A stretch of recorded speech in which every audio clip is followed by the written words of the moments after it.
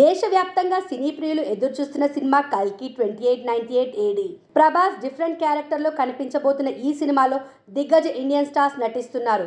దిగ్గజ నటులంతా కనిపించబోతున్నారు.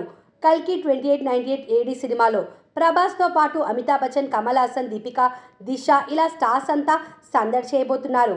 భారీ బడ్జెట్తో తెరకెక్కుతున్న ఈ సినిమాలో సగానికి పైగా స్టార్స్ రెమ్యూనరేషన్కే ఖర్చు అవుతుందట.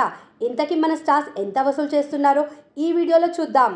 మహా నటీమణులతో రచ్చ చేసిన నాగ్ అశ్విన్ డైరెక్షన్లో తెరకెక్కుతోంది కల్కి 2898 ఏడి సినిమా. తెలుగు చిత్ర పరిశ్రమలో అత్యంత ప్రజాదరణ పొందిన దర్శకుడు నాగ్ అశ్విన్. ఇక పాన్ ఇండియా స్టార్ ప్రభాస్ గురించి ప్రత్యేకించి చెప్పనవసరం లేదు. ప్రభాస్ సినిమా కోసం దేశమంతా ఫ్యాన్స్ ఎంతో ఉత్కంఠంగా ఎదురుచూస్తున్నారు. కల్కి 2898 ఏడి జూన్ 27న ప్రపంచవ్యాప్తంగా విడుదలవుతోంది.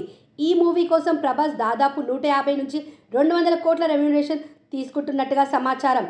ఇక ప్రభాస్తో పాటు అమితాబ్ బచ్చన్ నటిస్తుండగా ఆయనకు 30 కోట్ల వరకు రెమ్యూనరేషన్ తీసుకుంటున్నట్టుగా సమాచారం.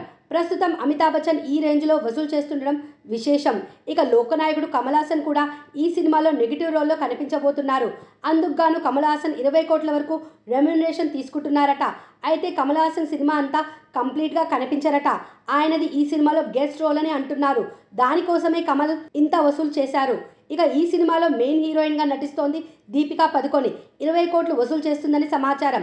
అంతేకాదు ఈ సినిమాలో నటించే మరో బాలీవుడ్ హీరోయిన్ దిశా పటానికి కూడా దక్కింది. దిశా పటాని ఈ సినిమాకు గాను 5 కోట్లు ఇస్తున్నట్టుగా సమాచారం. ఇలా చిన్న చిత్కా రెమ్యూనరేషన్లు అన్నీ కలుపుకొని దాదాపు 300 కోట్ల వరకు అవుతున్నాయట. 250 కోట్లకు 10 కోట్లైనా 25 చిన్న బడ్జెట్ సినిమాలు తీయొచ్చు అంటున్నారు నెటిజన్లు.